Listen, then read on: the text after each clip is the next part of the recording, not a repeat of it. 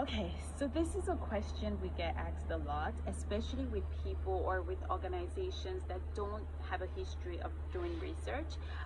They ask, what is the return on investment?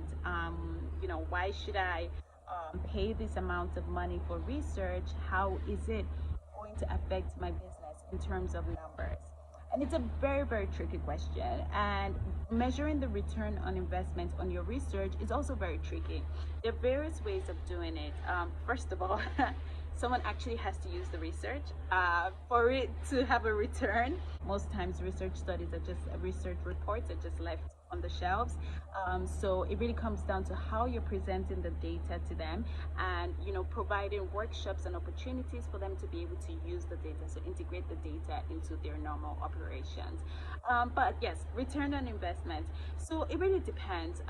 You can go back to the business objectives that led you to conduct the research and see, use that as a criteria to measure your return on investment.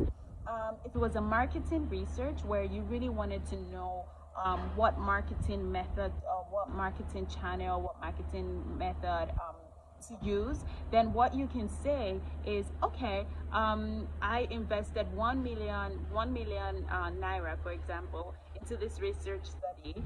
It told me to use blah blah blah marketing method.